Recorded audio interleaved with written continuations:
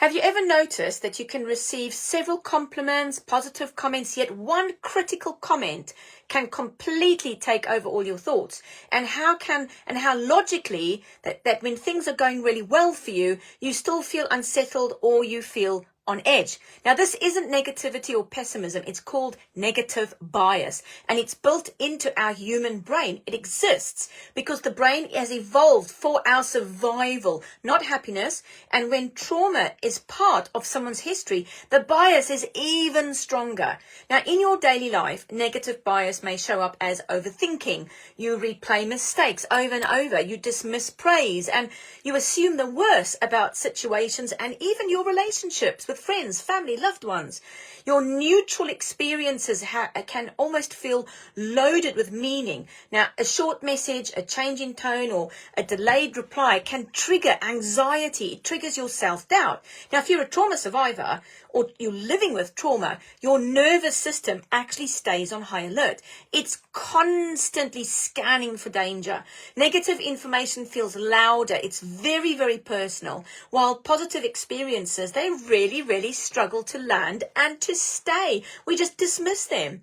Now, this can make you feel like life is emotionally exhausting, even when nothing obvious is wrong.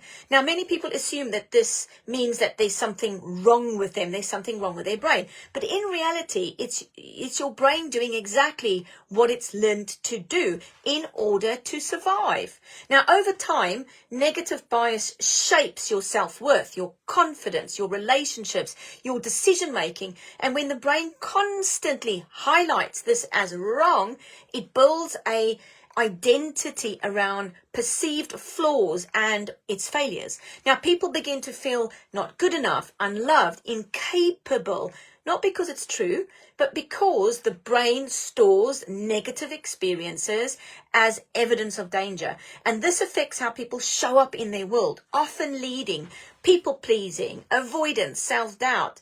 We even hold ourselves back from opportunities. Now, negative bias is not permanent.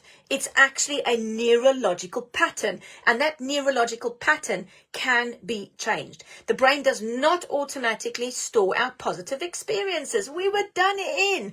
Imagine that. It stores all the negatives. It will not store the positives, but we can help ourselves to do that. Intentionally slow down, notice things, recognize when a negative bias kicks in for you. Reverse those negatives and concentrate on the positives. And when we can feel ourselves progress, the brain will go, oh, hang on, that's kind of nice. So this isn't about positive thinking or affirmation. It's about finding a structure for you to follow, so that we can retrain the brain and learn to survive when we're going through all these difficult stuff. Now, if you recognize yourself in this, if your mind feels really heavy despite your best efforts, maybe you think you've done everything, support can make a really real difference. And negative bias is shaped by your trauma, and it doesn't just go, it doesn't just shift. You have to follow the right structure and you have to get the right guidance. Now, if you'd like some more help to understand this, how your brain and nervous system are working, how perhaps you're in this critical state of being on all the time, maybe you just switched on all the time and it's kind of causing loads of stuff. If this feels lighter and calmer, the more you find out about it, book your consultation with us. Let's have a conversation. Have a fantastic day. Bye.